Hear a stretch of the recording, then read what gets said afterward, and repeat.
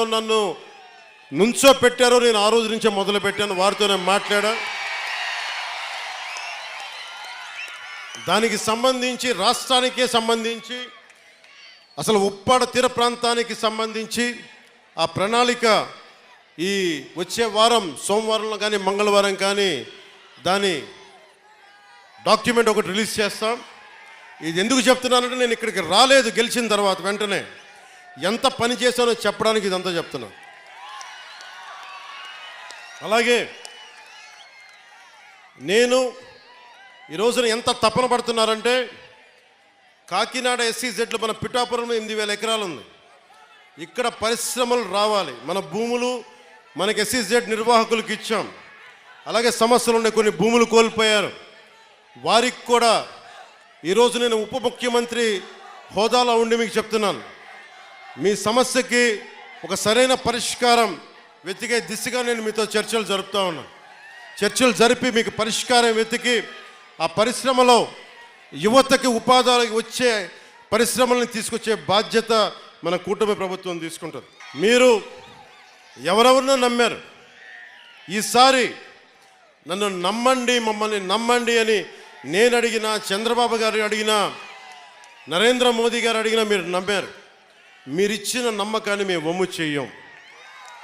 10 సార్లు నేను వెళ్ళి సభలు పెట్టాను, చెప్పను, బిడ్డ పోయింది తీసుకొచ్చి తల్లికి అప్పచెప్తాను. సమస్యలు రోడ్లు లేవు, రోడ్లు వేయిస్తాం. సెరికల్చర్ కావాలి, సెరికల్చర్ని తీసుకొస్తాం ఇక్కడికి.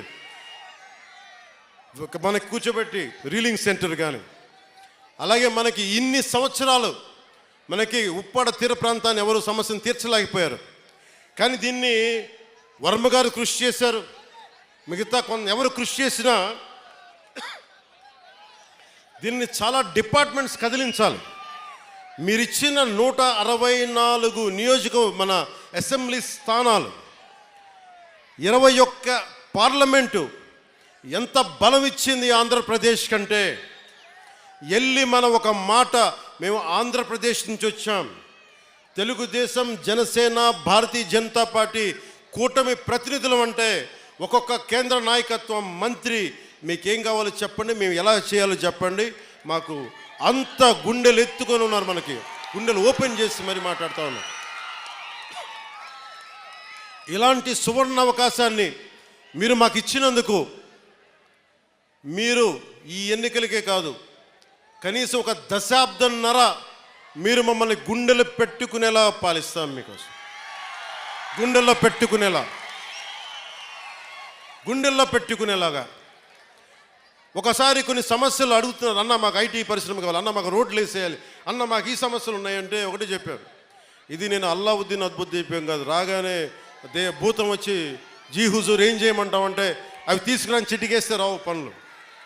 ఒక 9 నెలలు కనిపించిన ఆడబిడ్డ మిస్ అయితేనే 9 రోజులు పట్టింది. అలాంటిది ఇన్ని సమస్యలకి, ఇన్ని కోట్ల మంది సమస్యలకి మా అందరికీ కొంచెం సమయం కావాలి. ముందుగా ప్రప్రథమంగా మేము పెట్టుకుంది ఆంధ్రప్రదేశ్ గౌరవ ముఖ్యమంత్రి, తెలుగుదేశం పార్టీ అధినాయకులు శ్రీ చంద్రబాబు గారు, నేను కూర్చొని ఒకటే అనుకున్నాం, ఆర్థికంగా లోటు ఉన్న రాష్ట్రాన్ని మనం ఎలా తీసుకురావాలి.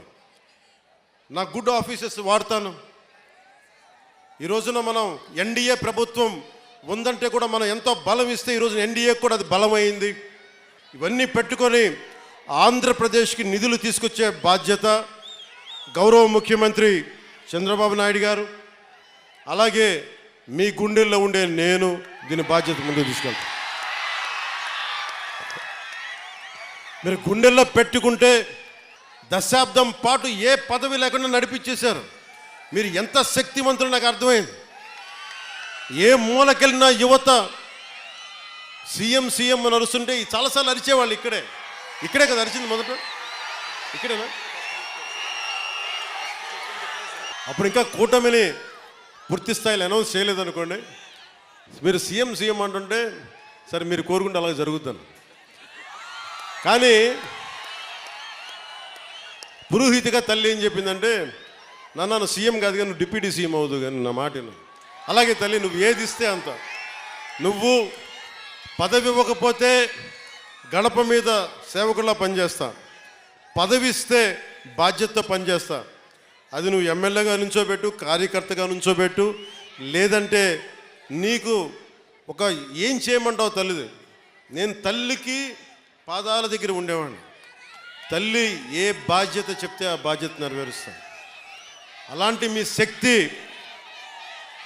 ఈ రోజున మీరు అనుకున్న శక్తి డిప్యూటీ సీఎంగా చేసింది. ఇది అందరూ అడుగుతున్నారు, ఎలా ఉంది డిప్యూటీ సీఎం అయితే. నాకు రెండు తెలియదు, నాకు అపజయం తెలియదు, విజయం తెలియదు. అలాగే నాకు పదవి ఉన్నప్పుడు ఎలా ఉంటుందో తెలియదు, పదవి లేనప్పుడు ఎలా ఉంటుంది. నేను అన్నిట్లో ఎప్పుడు సామాన్యంగానే ఉంటాను. పదవి లేనప్పుడు రాజాలాగే ఉన్నా, పదవి ఉన్నప్పుడు కూడా రాజాలాగే ఉన్నా. ఎందుకు ఆ మాట అన్నాను మీ గుండెల్లో అంటే, ఏ రాజ్యాంగం రాసింది, ఏ రాజ్యాంగం రాసింది ఒక వ్యక్తిని మీ గుండెల మీద పచ్చబట్టు పొడిపించుకోమని? ఏ రాజ్యాంగం రాసింది ఒక ఆడబిడ్డ అన్నా అని ప్రేమగా పిలిచే పదం ఆత్మీయత? ఏ రాజ్యాంగం రాసింది ఒక తల్లి వచ్చి నాన్న నా కొడుక అని చెప్పి ఆప్యాయతగా మాట్లాడేది? నా ఆయుష్ పోసుకొని కూడా నువ్వు చల్లగా ఉండని చెప్పి పెద్దలు మాట్లాడే ఏ రాజ్యాంగం రాసిచ్చింది?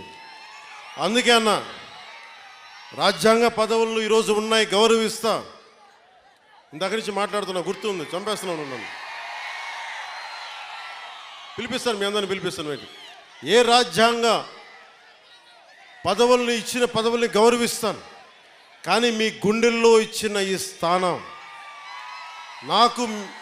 నన్ను మీ గుండెల్లో పెట్టుకున్న ఈ స్థానం కడ వరకు, ఆఖరి శ్వాస వరకు, తల్లి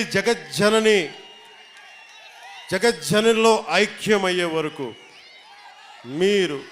నేను మీకు రుణపడి ఉంటాను. పిఠాపురం ఎప్పుడు నేను పోటీ చేయాలి ఎప్పుడు అనుకోలే. నేను దత్తాత్రేయుడు ఆరాధించేవాడిని, దత్తాత్రేయ పరంపరలో ఆరాధించేవాడిని.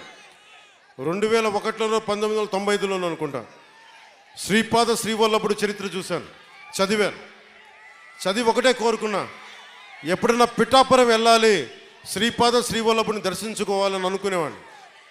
కానీ నాకు ఎన్ని సంవత్సరాలు ప్రయత్నం చేసినా నాకు కుదిరేది కాదు. పిఠాపురంకి 2014లో వచ్చాను, 2019లో వచ్చాను. ఎమ్మెల్యేగా పోటీ చేస్తే తప్ప శ్రీపాద శ్రీవల్లభుడు దాని దగ్గరికి తీసుకురాలి. అలాంటి శ్రీపాద శ్రీవల్లభుడు సాక్షిగా మీ అందరికీ నేను రుణపడి ఉంటాను. నేను మీకు రుణగ్రస్తుడిని. మిమ్మల్ని మీ సమస్యల్ని మా గుండెల్లో పెట్టుకుంటాం. మేము ఒక్కరం కాదు, ఇక్కడ పెద్దలు వర్మ గారు ఉన్నారు,